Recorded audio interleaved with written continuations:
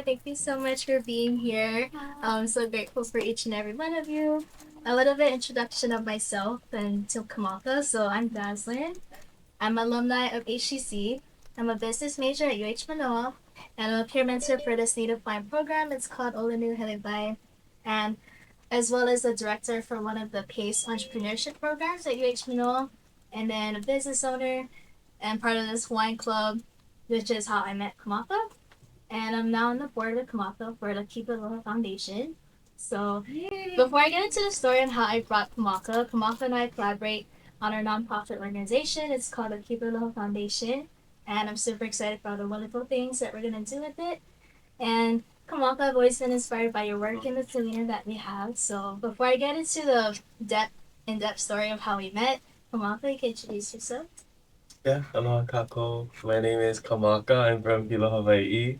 Grew up there. From Hilo. Hilo. Let's go. I think I was your A plus teacher. Oh, really? I feel off? Yeah. Oh, wow. I mean, I guess I wouldn't remember. But you look so young, so I would have never thank guessed. you. But yeah, I went to Hawaiian Immersion School over there up until my senior year of high school. Then I moved here to play soccer and football at Kaiser High School. So technically, I'm a Kaiser grad, but I went Kula Kaiapuni all the years before that. And then I stayed at UH Manoa, majored in communications, studied abroad a couple of times, learned about something called the Peace Corps. So after I graduated, I went to Peace Corps Madagascar. It's a volunteer organization that sends people to developing countries. I taught English in Madagascar for 2 years, extended for another year, worked with a community health organization.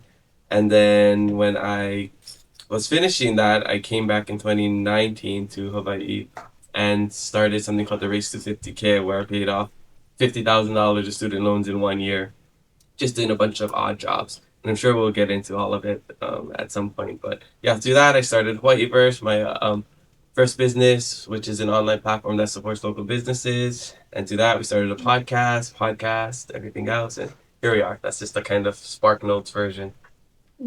Oh, well, thank you so much for being here. And so, like, jumping into the story of how we met, it kind of was along the way. So, it was actually January of last year, 2024. My advisor, Kahale, she had given me the opportunity to reinstate our Hawaiian Club here at the Hawaiian Center. And so, like, my plan is to create workshop opportunities for students to perpetuate Hawaiian culture and to just kind of bring them into our space and kind of create that community and that support systems for them to be here. And then a little story with that. Like I remember questioning my potential a lot. I'm why me? Why did you choose me to start this club? And it always circled back to the why. And so I got to see my value and my passion for the work eventually by being in the club. And I wanted to serve in a Native Hawaiian community. And I believe starting out as a club board member, it led me to being a board member for a nonprofit organization now. And then so for the Hawaiian Club, our three board members, it started with me, Hanale, Cypher, and then so we were questioning ourselves, like how, who are we going to collaborate? How could we stay pono with the events that we want to create and still perpetuate our Hawaiian culture?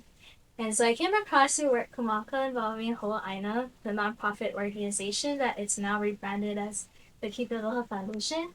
And so I reached out to you guys, and I met Phil, and Phil's amazing. And we got to connect with you guys in the club and build Polina. And fast forward today, we're now building the Keep It Aloha Foundation. Amazing. So awesome. And then for the space that we're in, welcome to the Filipino Hikapuri Wine I love Center. it. A little mo'olelo of the school and the space that we're in. So behind us is this mural. It was painted by a lot of the students and faculties. It represents the many stories here in this space. So welcome to the iwi of New Helevai and the Ahupua'a of Kapalama.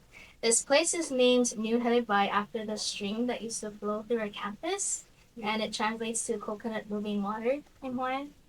So even though today people they recognize this place that we're in as urban and industrial, there's a long history and mo'olelo that contains being here. And yeah, a lot of those different aspects of the painting, it represents different stories here. I thought it was very symbolic for us to be in this space. Yeah, I can say I went to Kapalama campus now. Yes, absolutely. And so HEC, though, it was founded in 1920 as a territorial. It was the first trade school of Honolulu, and we're the oldest community college in the state. And now we are in this Pu'uhonua, here in this Hawaiian Center, Hu'ulikekupui. This is the place I work, and this is the place that houses all of our Native Hawaiian programs. Oh, awesome. And then going into the Native Hawaiian program I work for, it's called Olani Hanabai. A little overview about it.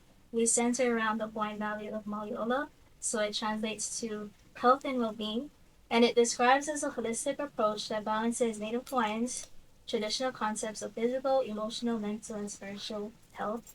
So our program is centered around this concept and this value that we believe taking care of ourselves and our well-being is the foundation of success of our Native Hawaiian students. So what does that look like? In this space, we create a safe space here in the Hawaiian Center, which is a place where students can come to hang out, to rest, to build palina, and just to be a part of something that they could always come home to. Which is why, like, we have everyone take off their shoes, and a place for someone to sleep in the halimoi we have over here.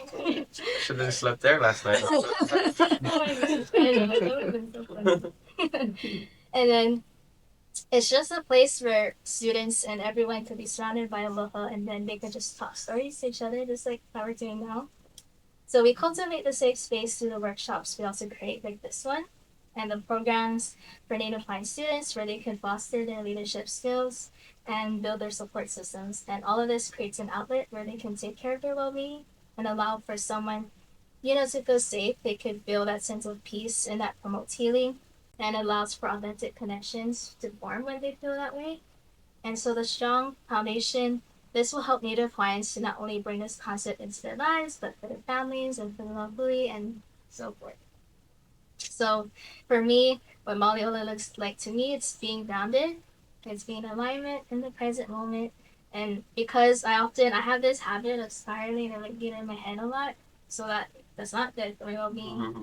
Because it creates unnecessary stress, whether it's like school, work, like a lot of different things.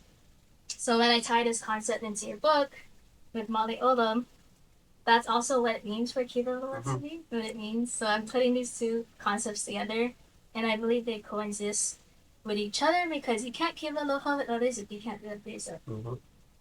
So when kiva aloha means to me, it's having intentions that are rooted in love and respect towards yourself, your work, and your community. And it's an embodiment and a daily practice to use every single day. So mahalo for being here. I got to finish the last chapter of your book yesterday, and I remember telling myself like I didn't want it to end because it was so good, it was so inspirational. So when I got to the end of your book yesterday, I can feel the authenticity and the mana that you wrote into pouring into creating this story, and I was very proud of you. So thank you for being here and for writing it. So I can get into the questions now, going through the chapters. So I felt really connected in reading your book. So what was your overall goal to achieve when you first wanted to write this book and why? Yeah, so I have one book that I wrote already called So Far, which is basically my blog that I wrote in Madagascar during my time in the Peace Corps. It was an idea to raise more money for my race to 50K because I did that in 2020 when I was paying off my student loans, and that's when COVID happened. So I had to try to pivot. So I was trying to think of other ways I could make money and put that towards my student loans. So I thought about turning my blog into a book, and I didn't finish it during the race 50K. I finished that in 11 months, in December 6, 2020, and then in March 2021 I published that other book. But I wanted to write other books, and hopefully next year I'll do my race to 50K book. But from that time, from the race to 50K all the way up until now, I always wanted to share my story. And the podcast was originally called Hawaii First Podcast because it was founded through my other business. But with my background, in culture and travel, I just really loved getting to know people's stories and sharing that and showing that to our local community and our Native Hawaiian community. So a year in, we renamed the podcast to Keep It Aloha. And it's a phrase that I would say with my friend growing up in Hilo. We would make YouTube videos. I would write poetry. He would sing. So sometimes I would write him songs and he'd sing it. And he would say, keep it pono, keep it aloha. Kind of just throwing that out as a kind of a cool thing to say. Didn't really know what it meant. But in the book, I kind of reflect on all the ways in my life from growing up in Hilo to coming to Oahu, to going to Madagascar, to coming back, and all of the ways I've kept it aloha in my life, and that it's not just a phrase, it's not just, some words, it's truly just a way of life and a mindset. So my friend Daniel, I give him an acknowledgement in the beginning of the book. He is the one who encouraged me to do this. Luckily, he's really into AI and technology, so he helped me do this in like 4 months. Instead of traditionally writing it down, maybe typing something, we did an interview like this instead. So basically, it's like recording your voice, and we took that interview, we put it into the book, and then I just spent a couple of months editing it and putting making it perfect as it can get. Which just I'm sure there's still a lot of mistakes in there, but he also encouraged me to share my story. And even though I'm, relatively young, 32, my body feels like I'm 60. So it's hard for me to say I'm young. But I felt like I have a lot of stories to share, especially with the young community, because growing up, especially being in the social media space, I felt like I never had a lot of representation or a lot of people to look up to. I mean, honestly, it's not a popular thing to say, but BJ Penn was our role model, our inspiration growing up. He's the only person from Hilo that we knew that was on the big stage as a champion, world champion, the best in his career. So that was pretty much the only person we knew that was at that level. And, coming to college here, I never really saw, Native Hawaiians represented in social media. A lot of the people coming to UH, the transplants, posting the cool things about Hawaii and geotagging the places. They're the ones who got all the followers. So I just felt like when I got to a space where I could, have a platform, I would use it to, share authentic voices and, real stories. So this book is basically just my whole life culmination of everything that I've learned up until now, and how keeping it aloha is just, it's basically my life. Mm. Yeah. You just naturally go through all my questions. Oh. I'm Portuguese. I love it. I love it. And then you mentioned you use AI, so is that what you use to create your A little bit of both. So I had the idea. Because I'm more of an idea guy. I like with art and everything. That's probably not my strongest suit. So I had the idea. I put it into ChatGPT, and I gave it to my design team. I was like, okay, this is the idea I'm going for, and then they finalized it and touched it up. I said, oh, give me slippers, give me my buzz cut, and it's crazy because it got pretty close. I feel like that's how I looked from the back. Yeah. And then I wanted to add some touches of some the ohi alehua and some ambiguous things, like looking out, like where could this be? Maybe it's a little, it could be Madagascar, it could just be a new horizon, it could be Hawaii. You don't know. So I think you can interpret it a lot of different ways. Yeah, the main thing I just wanted was my locals on my feet. I think it depicts very beautifully, our home, and especially for you and your book. So, like, going into the book now, like, I noticed in the chapters you implemented, like, the implementation guide. Mm-hmm. You left a lot of lessons and advice for your readers to take that you went through in that specific chapter.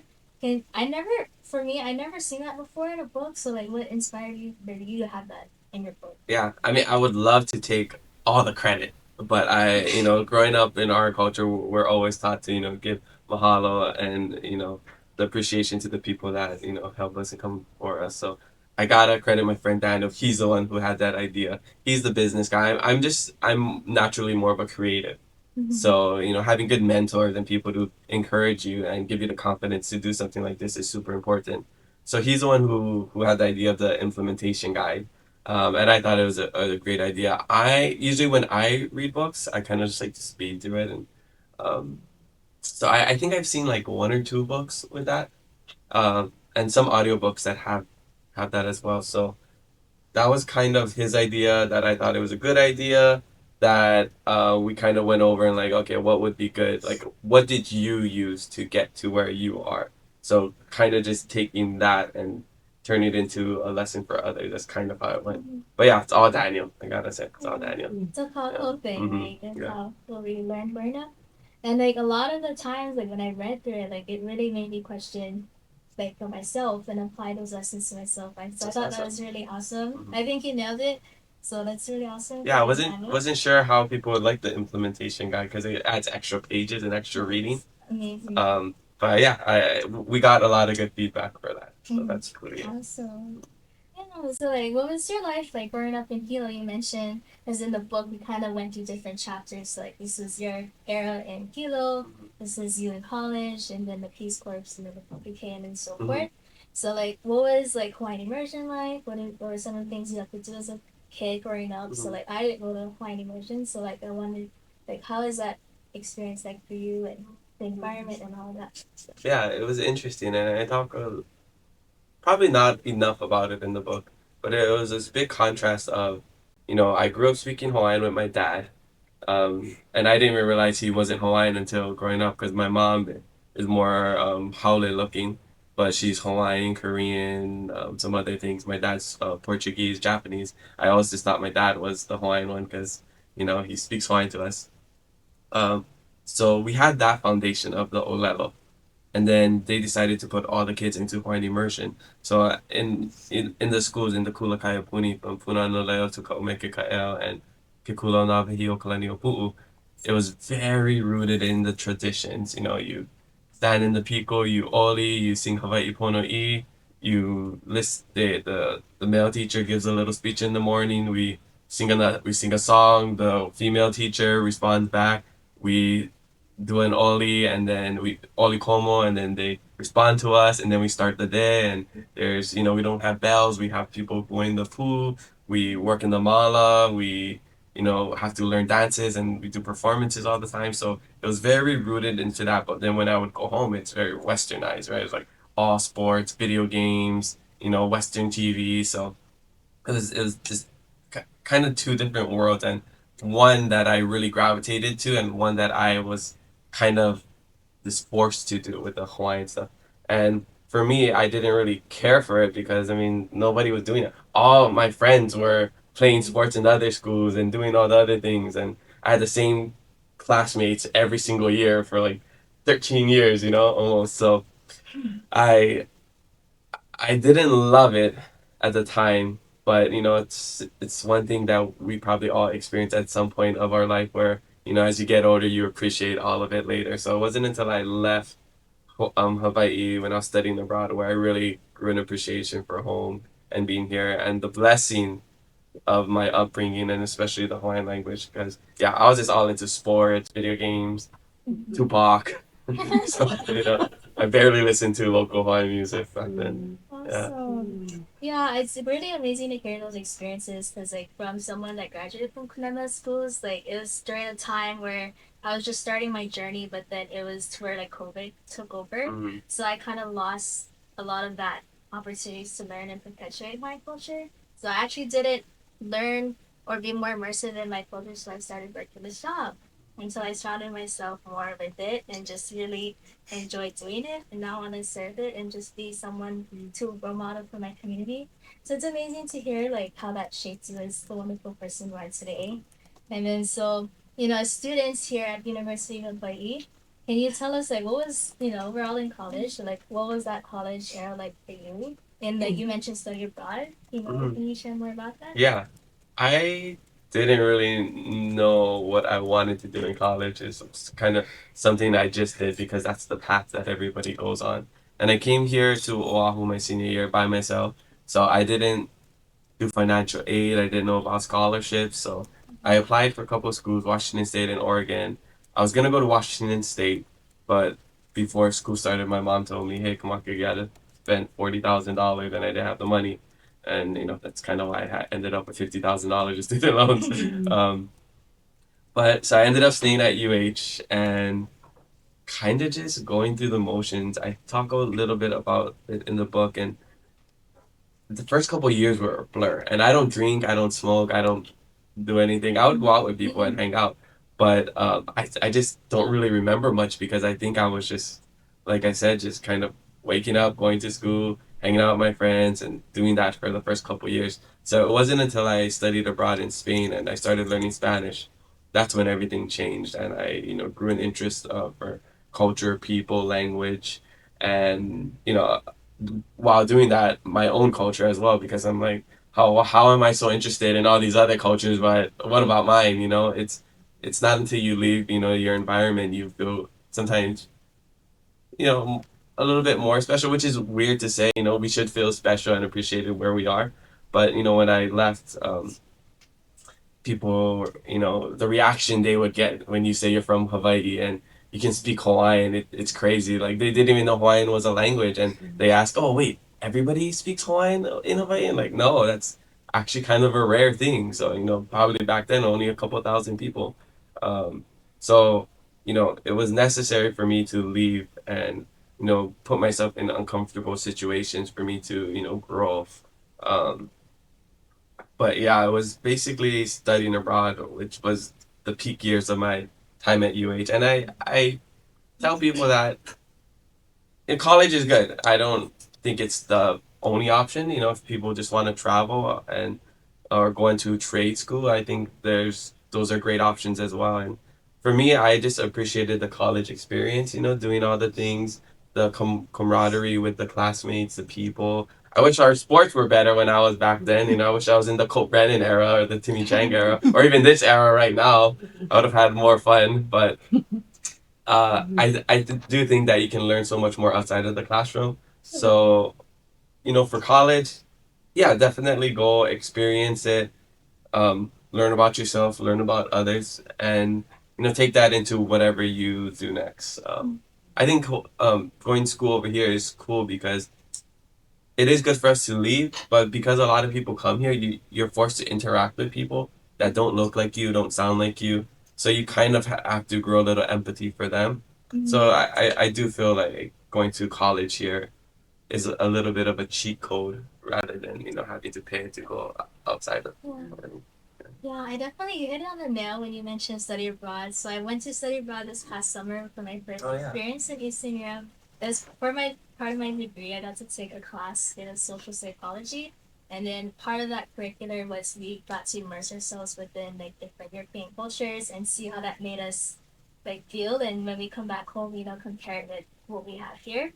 It's awesome for me to go school here too because I get to appreciate it more when I get to travel and I got to see that this past summer, and it just made me grow my love for travel now. I think I just want to take every opportunity I have and eventually continue studying abroad.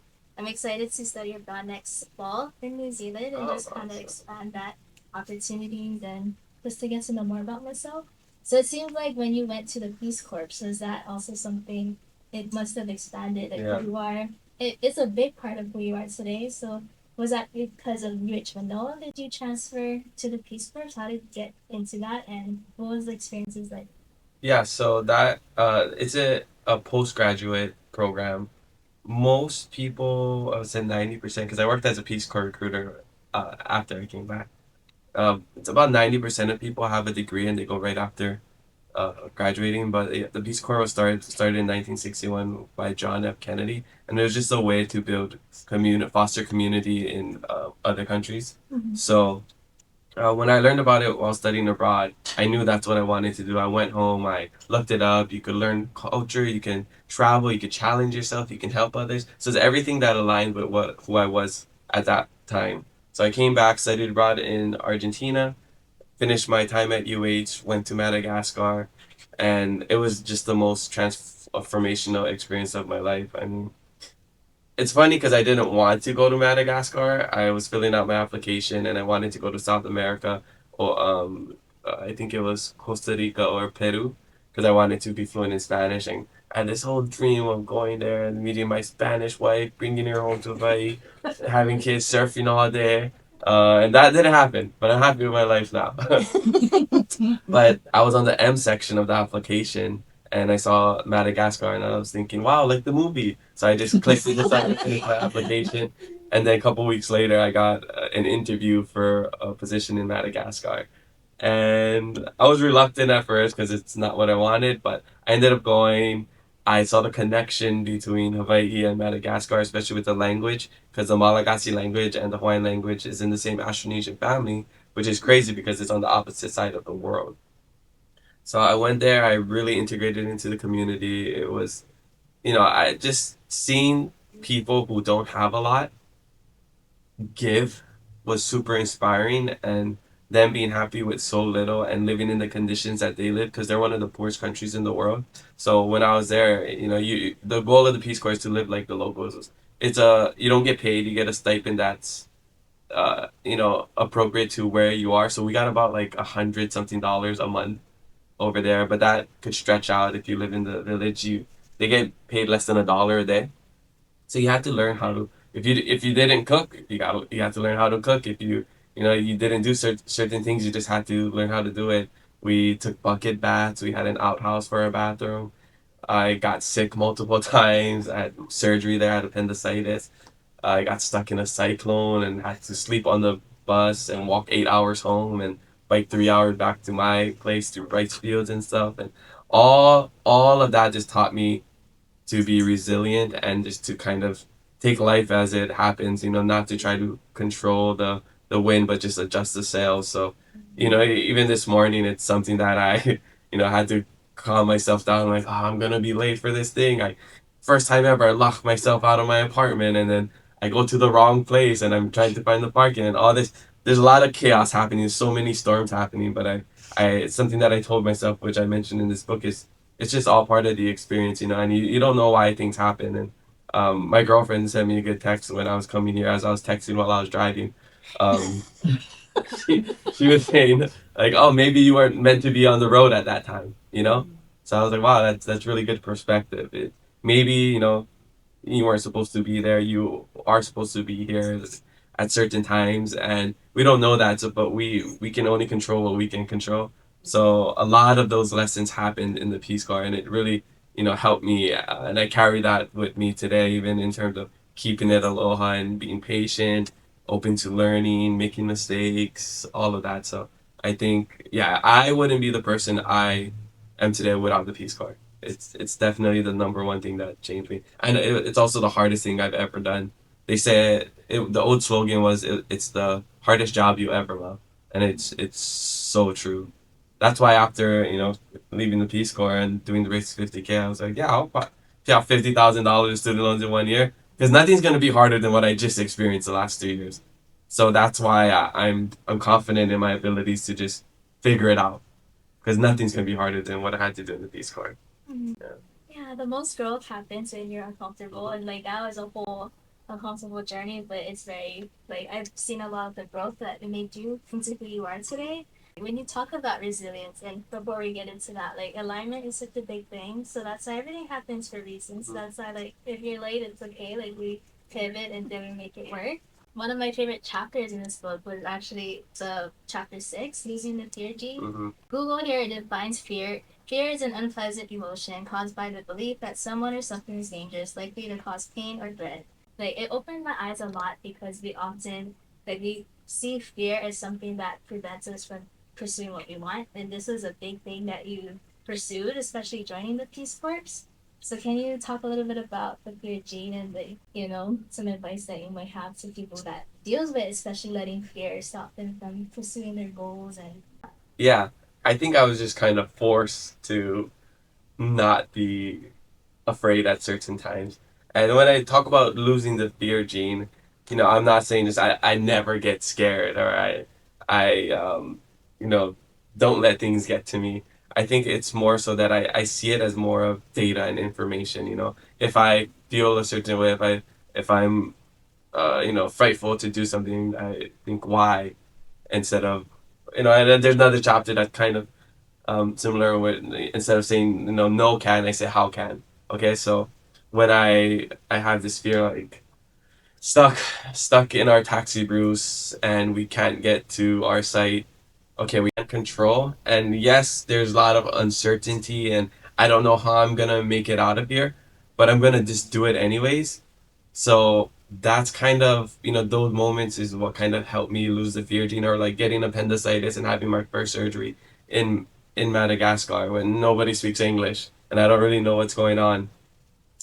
Yeah, I was a little worried and I was a little afraid, but for me, I just feel like there's no it doesn't benefit me to put energy into that, into being sad, into being a victim or of my circumstance, or being afraid, where I can put energy into being positive and hoping for the best and trying to figure out the solution instead of trying to wonder why this is happening to me. So that's kind of the idea of losing the fear gene, and it doesn't mean with just like scary things like jumping off of a building or you know it goes into a lot of things like business or in the book I'm trying to remember it's like embarrassment.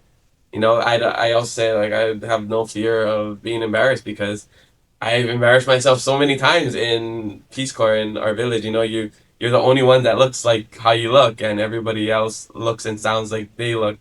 Um, so it's a very you really stand out, and for me being in Madagascar, I was a howler for the first time in my life. I grew up being the local boy and being able to relate to everybody and talk stories like how we do over here, and going over there it's like wow, I'm what I was always hating on growing up.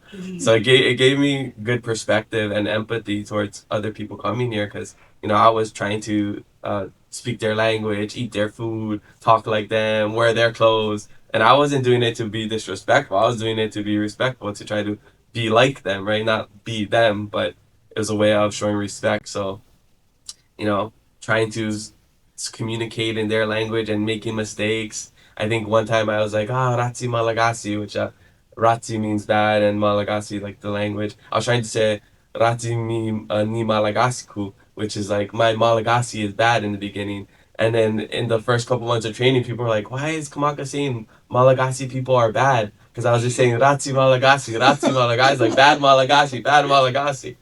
So things like that, or we have this little pole, these buckets that you keep in your house at night so you can use the bathroom because there's a belief that there's witches outside at night. Plus the outhouses are outside, so you'd have to go over there. So if you have to shishi, you go in the night, then you take it out in the morning. Um, but when I got there, I had to get a new one. So I didn't really know the Fumba, the culture over there. That I guess it's pretty. You don't walk through the town with your pole. So I went to the market. I was just carrying it around and walking to my house. Went to the school. People were laughing at me. I didn't know until later when I went to my host mom's house and she said, "Yeah, the whole town was talking about how you were walking through the town with your pole." So stuff like that. It's just like you kind of just do these things, and sometimes you don't know if it's embarrassing. Sometimes you fear that maybe it could be embarrassing. Like we had to wear these bright blue helmets when we biked around because I was just a ruined Peace Corps, and you feel super dumb. But I mean, you just gotta go there. It's like I already look weird. It's not gonna make it worse. So kind of all of that, and then not being afraid to fail, trying to teach a lesson to a class of 90 students and not knowing how to communicate with them, having lessons plans that just flop. It's just all those. It's not it's not a mistake. It's just lessons. It's just information on how to not do it. So that's kind of what goes into that whole chapter. Yeah, I think there's another part too, like adding on to that. You said like what's the worst thing that could happen realistically, especially when like because fear's like viewed as an illusion pretty much. Because when you speak about failure, it's like what's the worst that can happen if you try it or if you try to do this or that. It's all a learning lesson, and like you said, it's part of the experience, part of the process. After that amazing experiences you had over there, like when you returned to Hawaii, that was kind of like your what now moment, and then that's when you started the Race to 50K campaign. What were those experiences like? And then what are some of your favorite and your least favorite odd jobs? Oh yeah. I'm really hoping I can finish a book about that next year because that was a really fun time in my life. Very tiring because I worked every single day, morning to night, nonstop.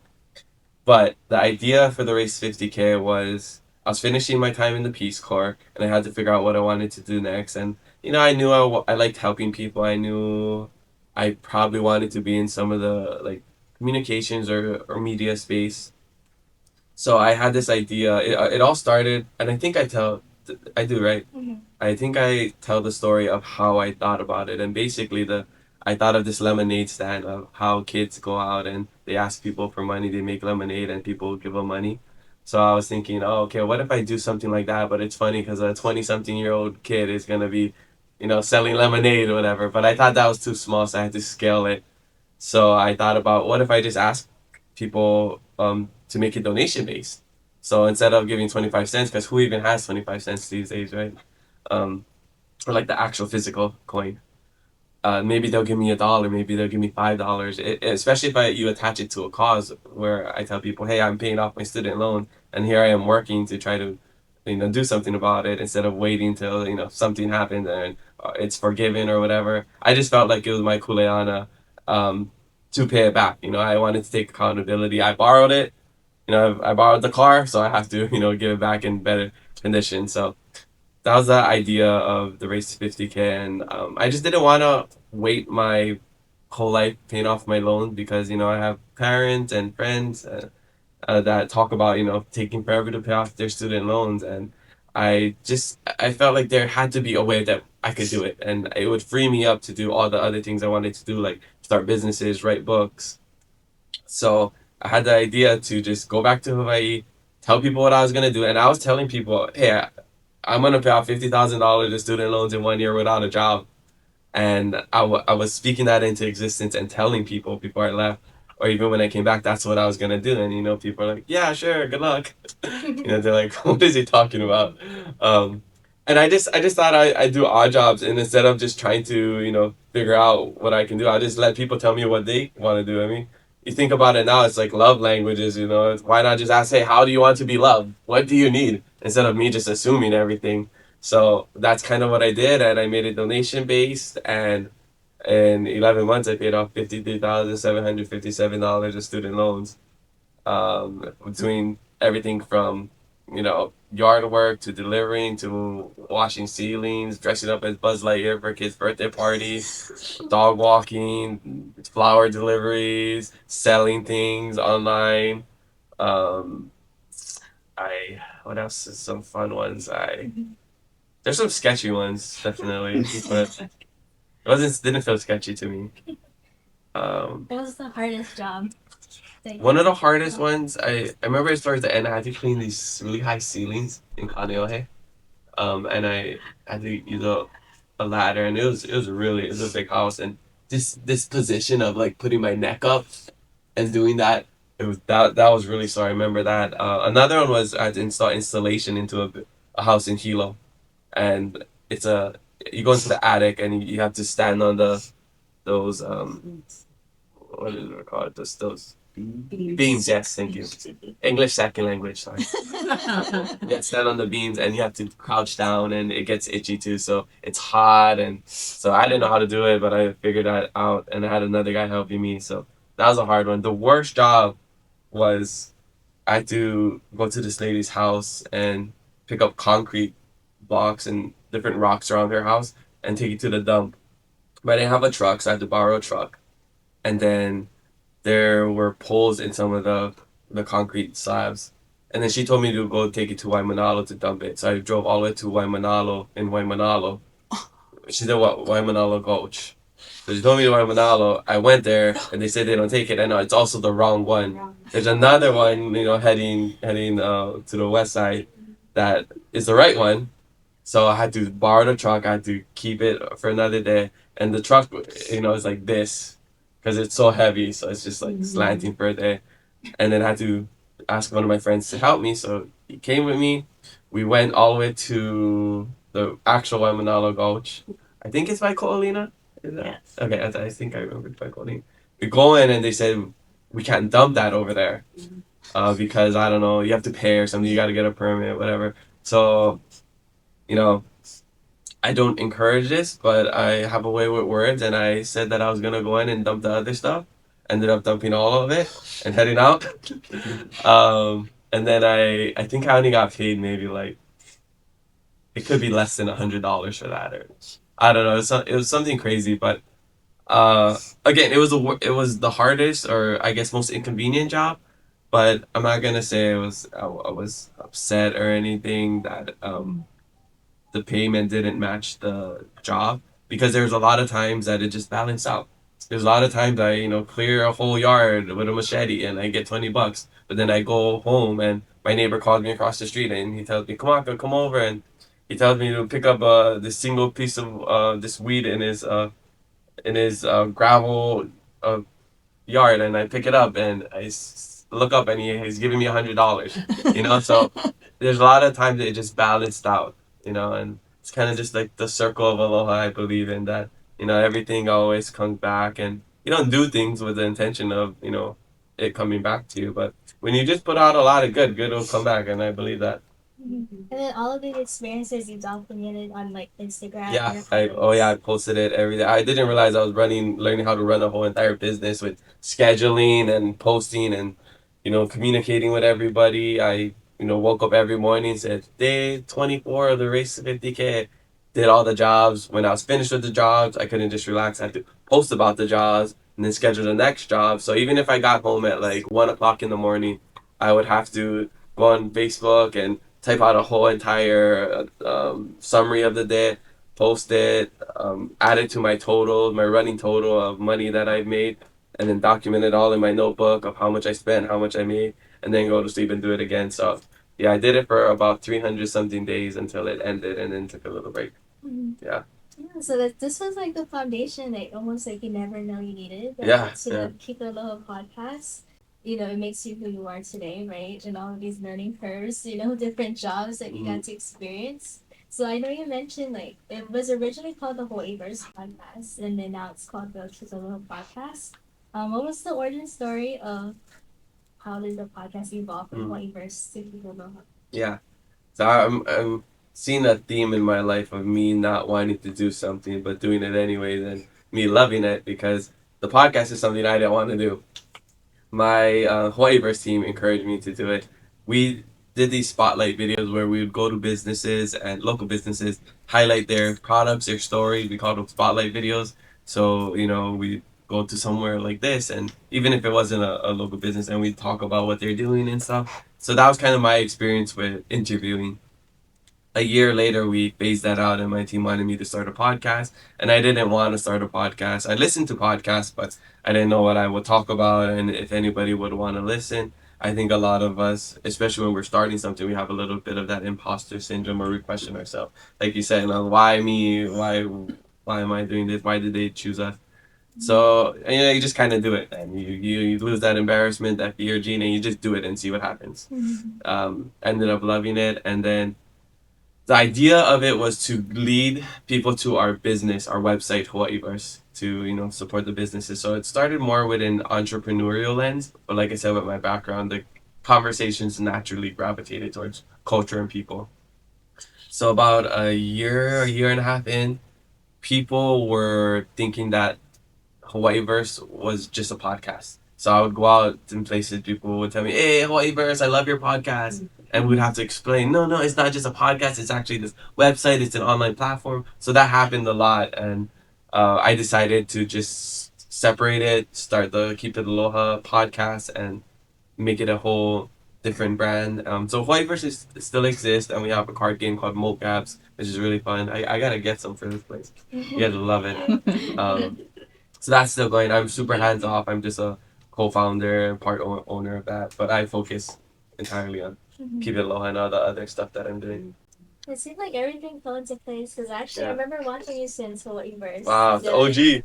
Evolved into the Keep It Aloha podcast.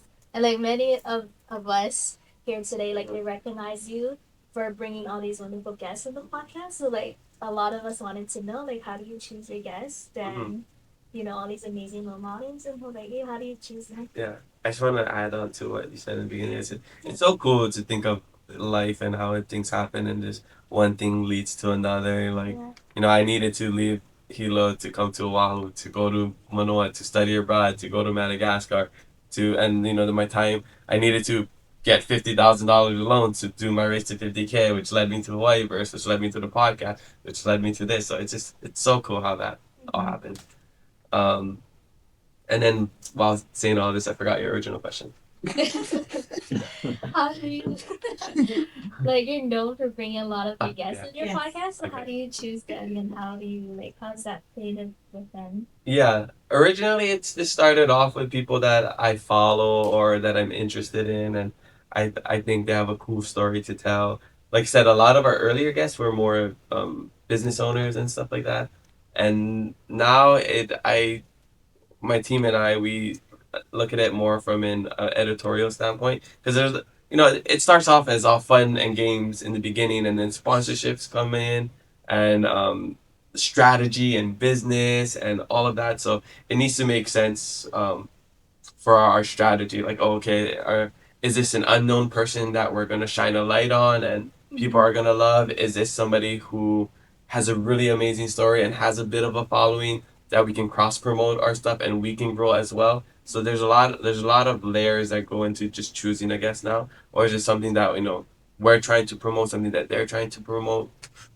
But mainly, I just say that it's, people with 95% local people or people with ties to Hawaii, um, that have an interesting story and someone that I just want to talk to. Because early on, I mean, I get a lot of people messaging to be on the podcast or suggesting people to be on the podcast, and sometimes I kind of felt pressured to get somebody on, and I got them on, and I didn't really love it. So nowadays I think, well, it's my podcast. Nobody's telling me what to do. Even like the sponsors, they help support us. They don't tell me what to do. So I could have whoever I have on. So at the end of the day, I think, okay, is it somebody that I just want to speak to, somebody that I'm interested in, because it's just me, having a conversation. Like a lot of times, it's so cool that I just get to talk with people that I've seen growing up or listened to growing up, or just always wanted to meet, and it gives me access to them and builds my network as well. So I think I think I have the greatest job ever. And I tell people I'm living the Portuguese dream. I just get paid to talk. It almost, yeah, because on your videos it really feels like it's like talk story, Mhm. And I remember like in your book you mentioned like you would have to like write scripts and then you kind of feel this pressure like you have to be a certain way or like Mhm. performative, and that's actually kind of what I was struggling before I read your Mhm. book. I was like, I feel like I have to structure our workshop a certain Mhm. way, or I feel like I have to speak a certain way, when you really just have to be yourself, right? And Mhm. then stay true to Simplicity. yourself and stay authentic. So I Yeah. think that's really felt in your videos Yeah. because you keep it authentic and you keep it raw. So, like, what does your day to day look like as a podcast host? um, Podcasting is one aspect of it, and a lot. I mean, I do, which is really awesome. I do get compliments on being an interviewer and host, but I think I'm just curious. I just actually, I have genuine questions about getting to know my guests and people, and a lot, especially early on, was I was trying to figure out my own identity and ask people like, okay, so I'm Hawaiian, but is it okay to do this? Is it okay to not do this? Do I have to be in the lobby? Do I have to speak Hawaiian? Like, I had genuine questions because I didn't have the answers growing up, and I still don't, and I think we will never have the answers. But again, it's just all information that we can take or not take. Um, so that's pretty much what it is, and I did again. I forgot the original question because I sidetracked it. Yeah, usually on the podcast we would just go with it, But I want to make sure I'm honoring your question. I'm sorry. Yeah, What does your day look like as day a to day. podcast Okay. host? So, like, you film, then hours of editing, I bet, and Kind of like my answer, just kind of all over the place. I wake up. I now the past year has been a lot of health things because I had knee surgery and shoulder surgery. So in the morning, I usually do my physical therapy or some chiro, stretch lab, some sort of contrast therapy, whatever it is. And then later in the around noon, I like to start my podcast around like 10:30, 11. So if I do have a podcast, I'll do an interview with them, and then gotta post about it. But it just depends, like if I have podcasts that day or meetings. But mainly, I wouldn't say this is day to day, but it's health stuff, meetings, podcasting, posting. They're the constants every day. So some days I will have more free time than others. Some seasons I'll be super busy. So I don't say I have busy weeks and busy days and busy seasons, but it's not always as crazy as it probably seems. Because I control my own schedule, I can work when I want. So even I can make time for this and just work at 11 o'clock at night. So I have that. that control over it, so I can choose when to be busy or not. So I think that's the cool part of it. But yeah, daily life, it's it, it just has to have some sort of health, some sort of work, and then try. I'm pretty good at not being burnt out. I haven't been burnt out in a while because I have been burnt out before, so I know the signs. So I always, I don't feel guilty about relaxing anymore. Like Sundays, I just watch football all day, and I don't feel bad about that at all. Like I will work hard the first 6 days of the week so I can watch football all day on Sunday, or I'll work from 8 o'clock till 3 o'clock now, so that I can watch Monday night football and Thursday night football at 3 o'clock. So that's kind of how I schedule out my day. There's actually something, yeah, I struggle with, like being burnt out a lot and just trying to find the time and balance to kind of just, like you said, relax and find different outlets to kind of just to be, right? And like something that you mentioned, like in your book, was you view life as kind of like a game, and like this part of this mentality. It inspired me to help me look at things from a different perspective, because it's such a playful, like yet grounded way to kind of view things and approach your life's challenges and opportunities. And I think I remember you said it began with your love of video games for Mm-hmm. Like, can you explain this mentality and how, like, I could tie it into, or someone we could tie it into, like doing with burnt out or just trying to balance life in general? Mm-hmm. Yeah, I think I love video games. I don't play them many these days. It's more growing up playing the video games, and the chapter is one of my favorites. It's the gamification of life, and it's something that people have talked about before. But for me, when I say life like a video game, or I treat life as a game, it's not saying that I'm unserious about it, or it's just funning games the whole time.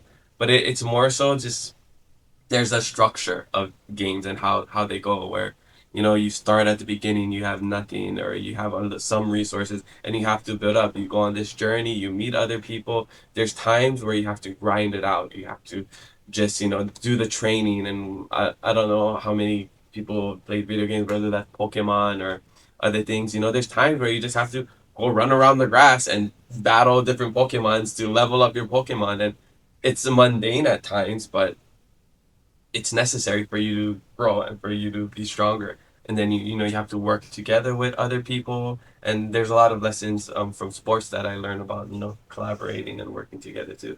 But life as a game, you get these attributes throughout the game, right?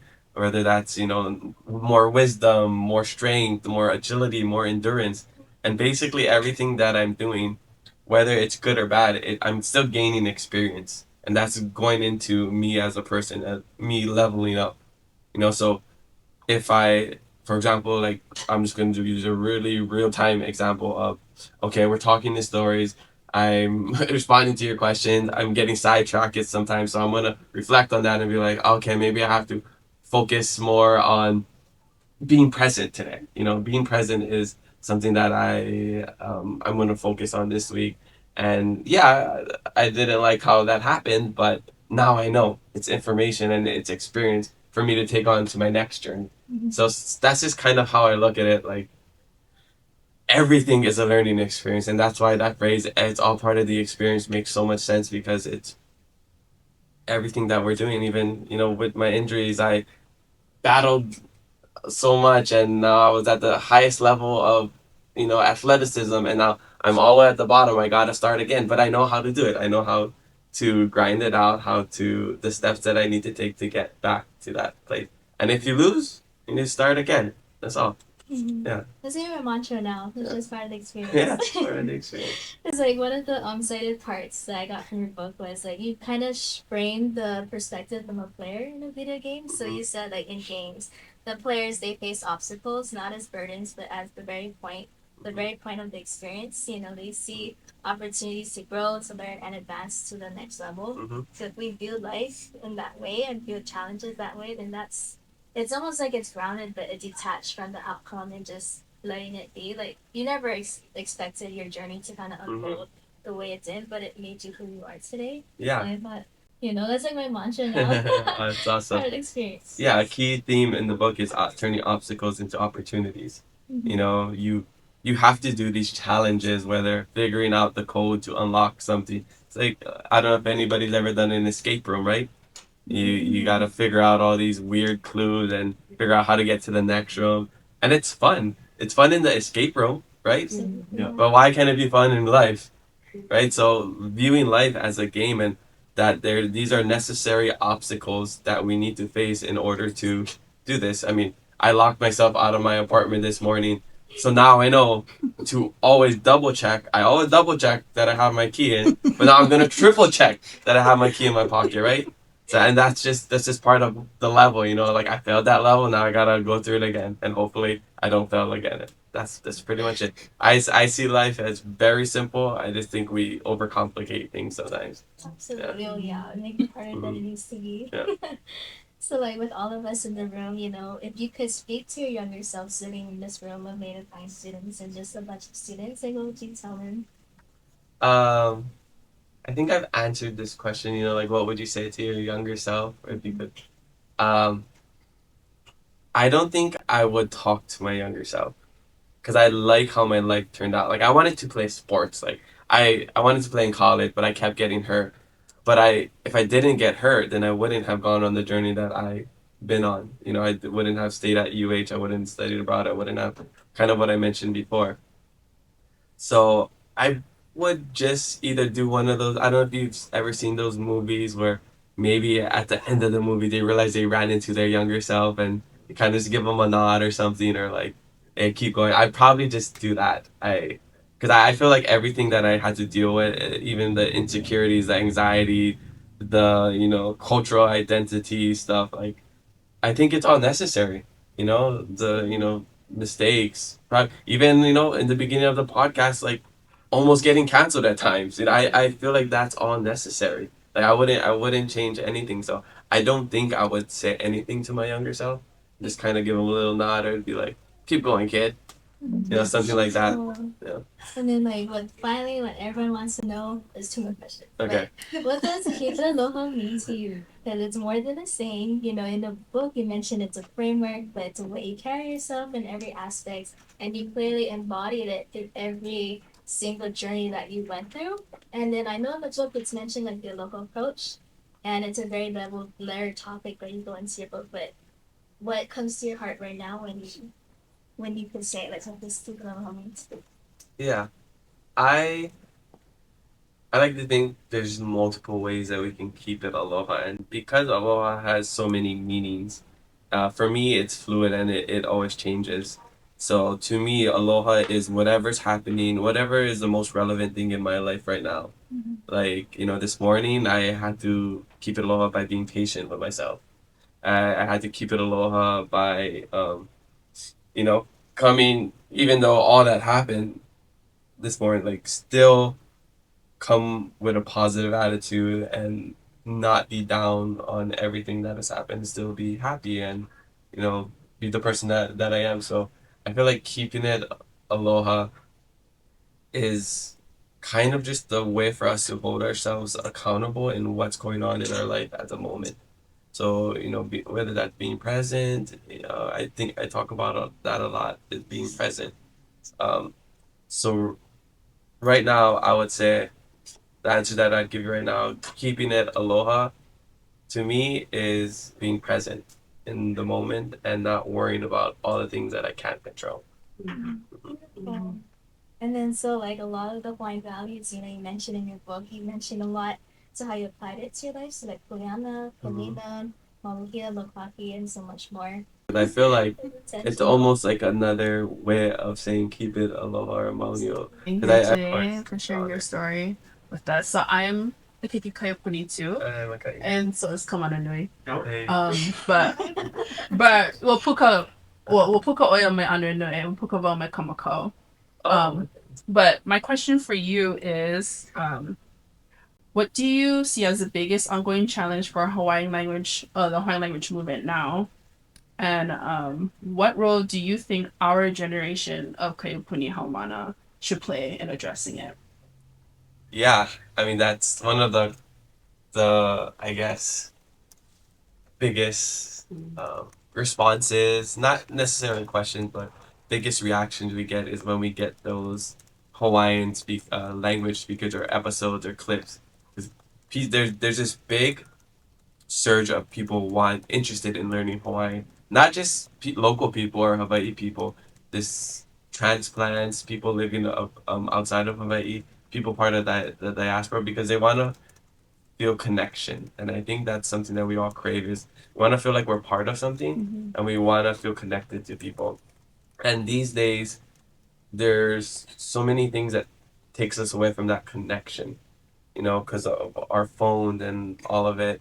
And there's so much noise, especially on social media, that you don't know what to believe, you don't know what to look for. Yes, there's resources, but okay, is this the right resources? Should I start using okinas? Should I not use okinas? Should I use kako or not? The diacritical marks. I feel like there's so much going on. I would say anything is better than nothing.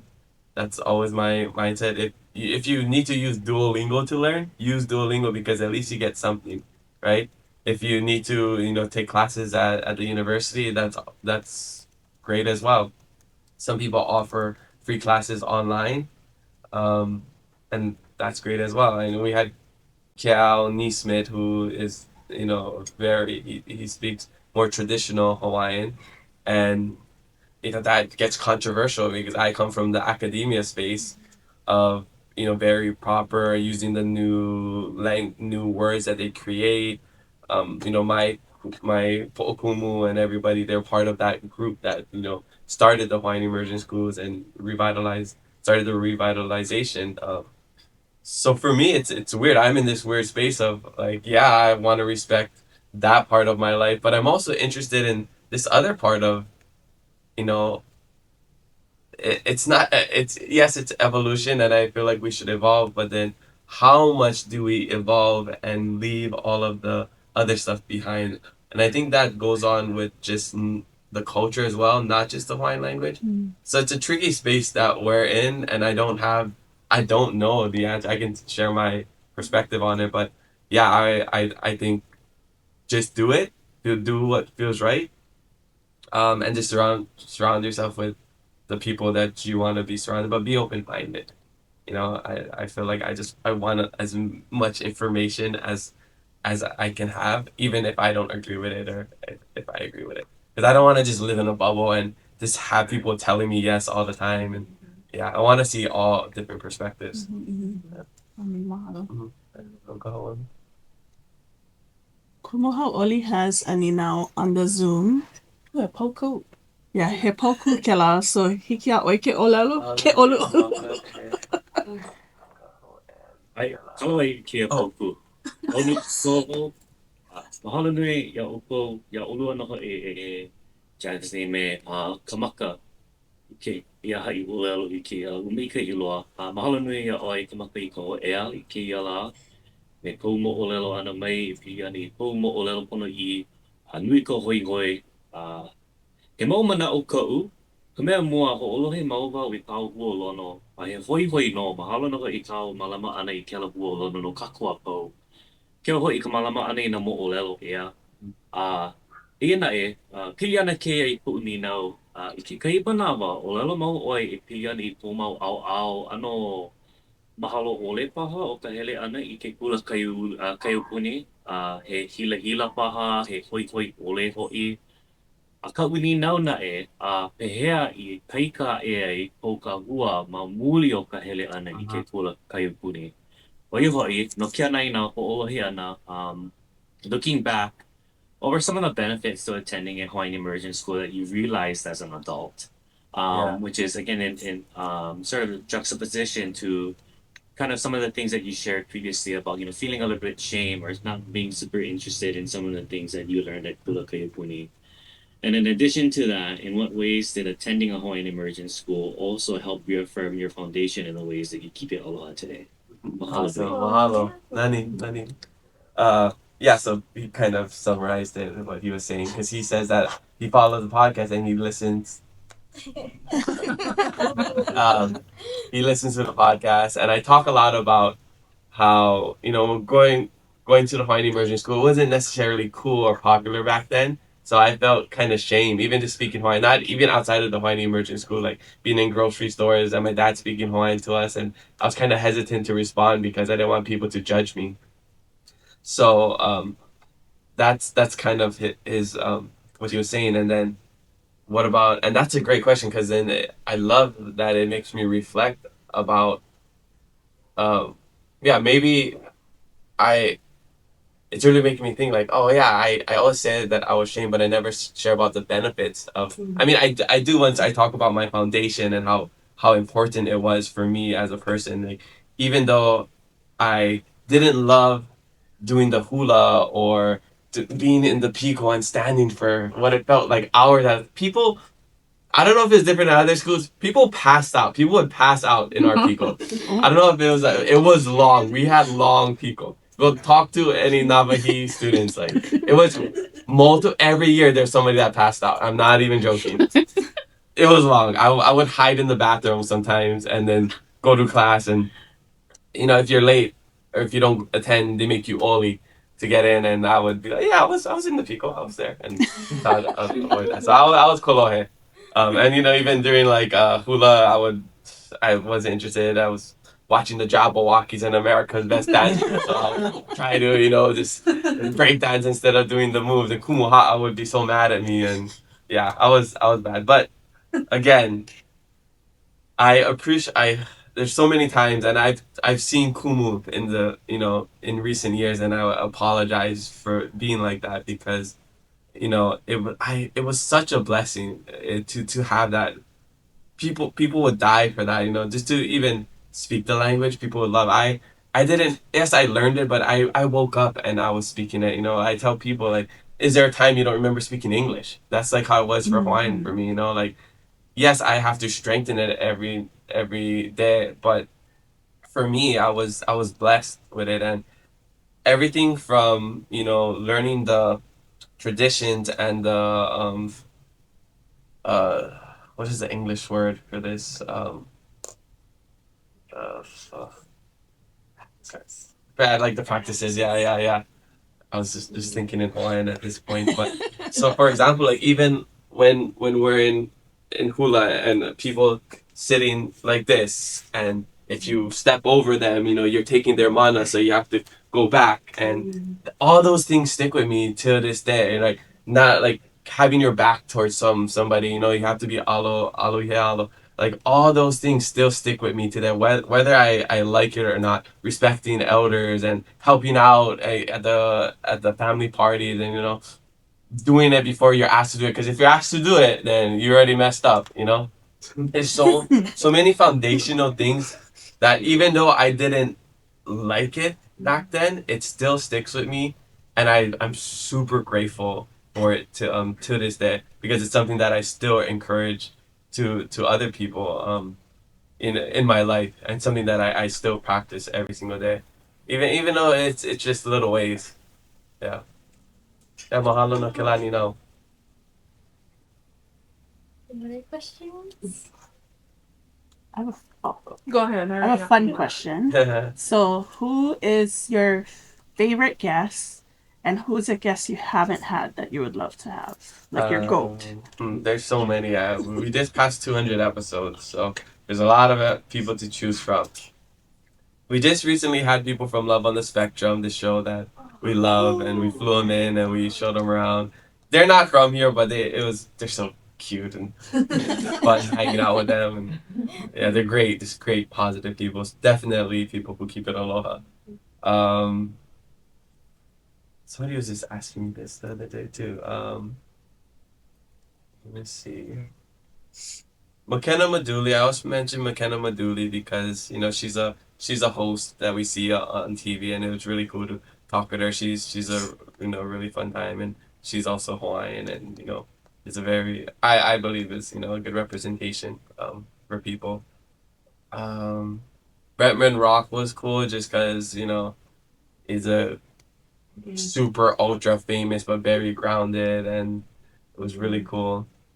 And just to hear the perspective of somebody who's not Hawaiian, who's in this Hawaii community, but doesn't feel pressure to like be super kanak, and he's just himself. And I really appreciated it about that. Like, I said, do you feel pressure to represent Hawaii? And he's like, no.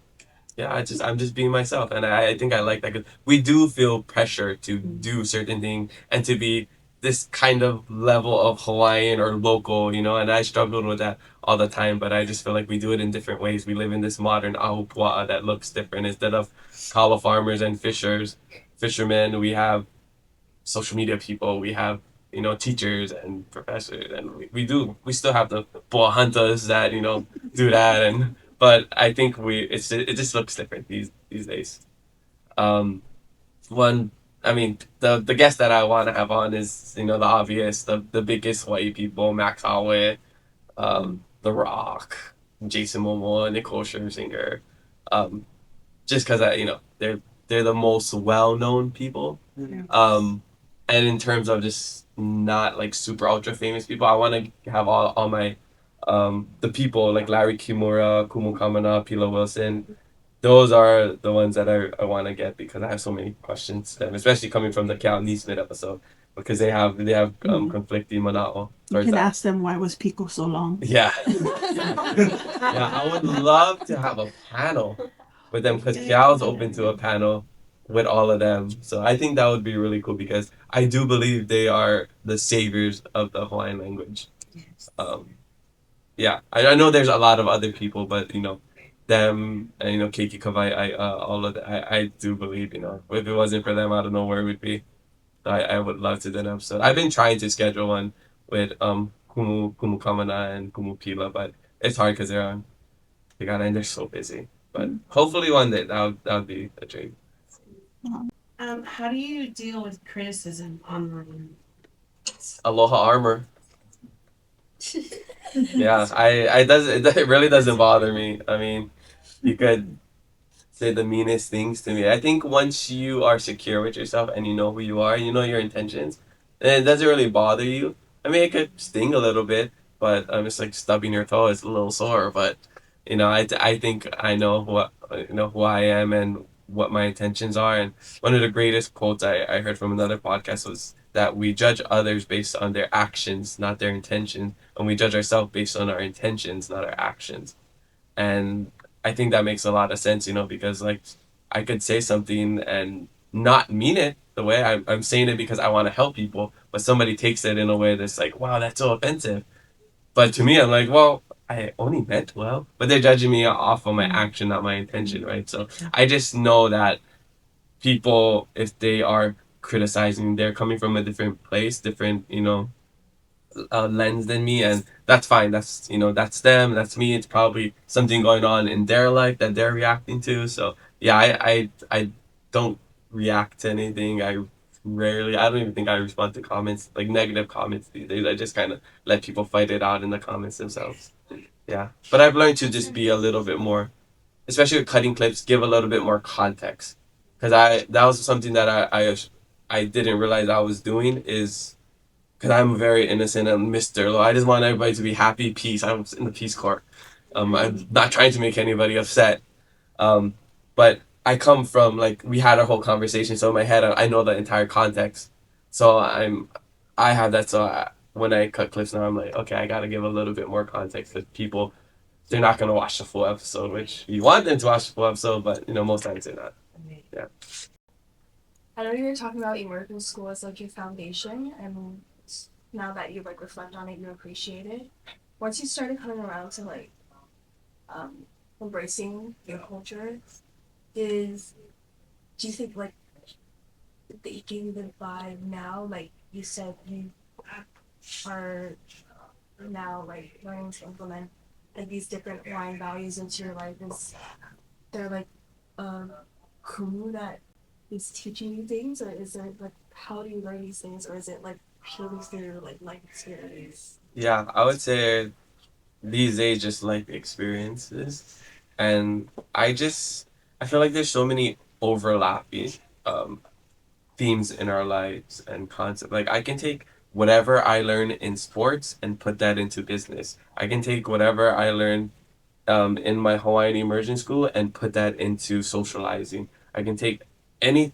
I feel like we have a tool belt, of things, and whatever situation I'm in, I feel like I can take and grab from that and apply it to my life now. So I would say that although I have hopefully many years to live, I have so many things in my tool belt from my foundation of Hawaiian immersion school and my years living in Hawaii, years living abroad, that I feel like, and that's kind of what gave me confidence for the podcast too, is like I had conversations in Spanish, Malagasy, Hawaiian, like the um languages that I don't consider my first language, and I can have full conversations. So I can have a conversation in English. I can connect with anybody here, no matter what our background is, our interests, are. I feel like I can connect with anybody on any level, and I love that my whole life experience gave me that, because I feel like I can exist in multiple spaces because of that.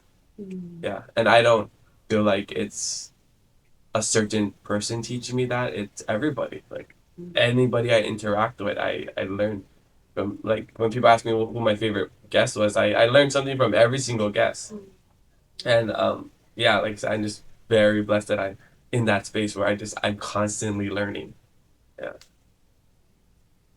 Kind of similar. Do you really have like an idol or hero?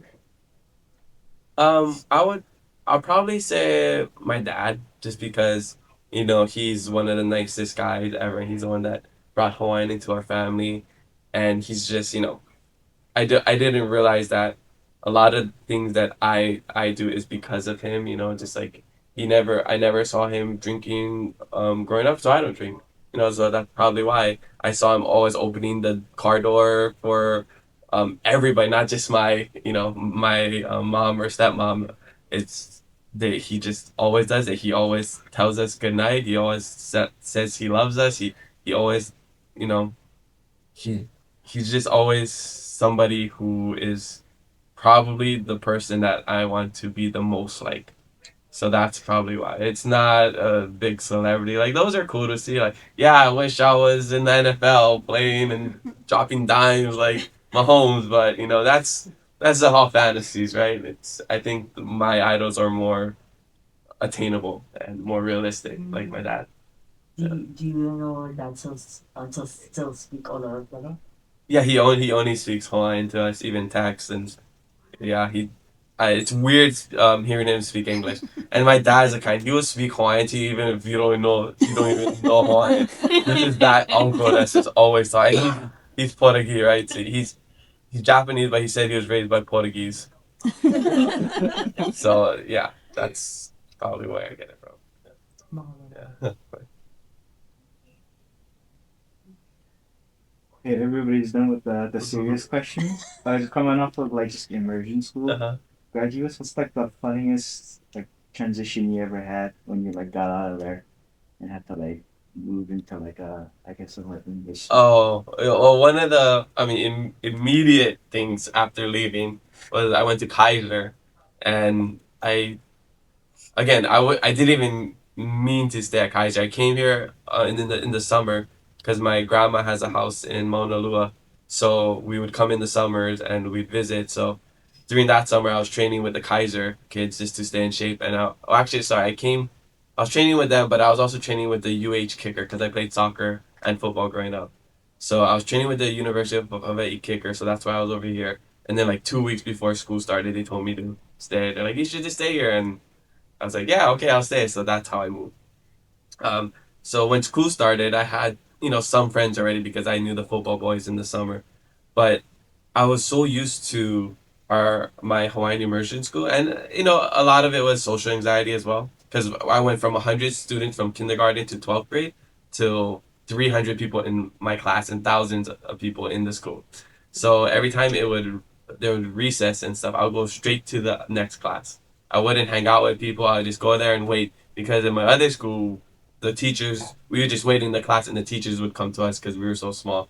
So I would just always go to the class and never hang out with anybody. And then people would start asking me, like, Kamaka, why don't you hang out with anybody? Do you not like us? And I was just telling them, oh, well, my excuse, I think, was because I was used to my other school of just always doing that. But I think it was some social anxiety, too, of so many new people and, not wanting to be judged and all of that. I would say I was always wearing slippers back then. I was always pants and slippers. Yeah.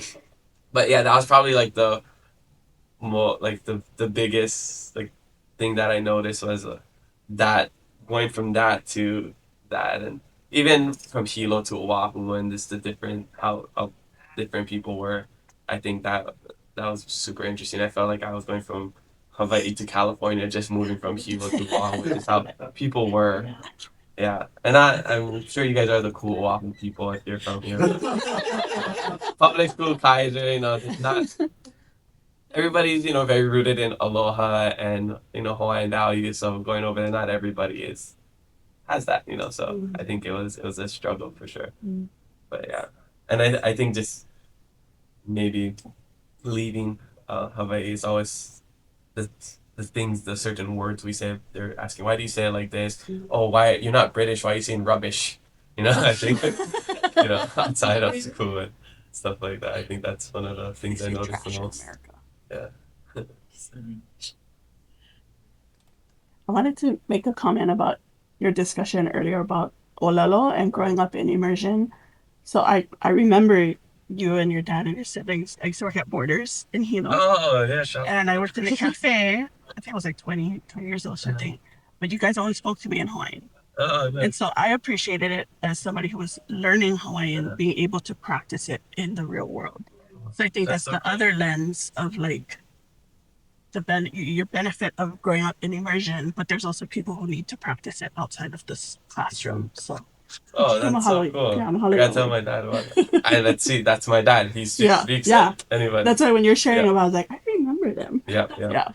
He was that one guy in Hilo that was just always speaking Hawaiian to everybody. Always ordered a latte and makolo. Mahalo. Yeah, he writes, and it's another one for a foundational thing. My dad always writes his checks in Olelo Hawaii, so I write my checks in Olelo Hawaii too. I even go to the bank and they have to bring out a book and like check it. Yeah. So shout out Anakala Michele.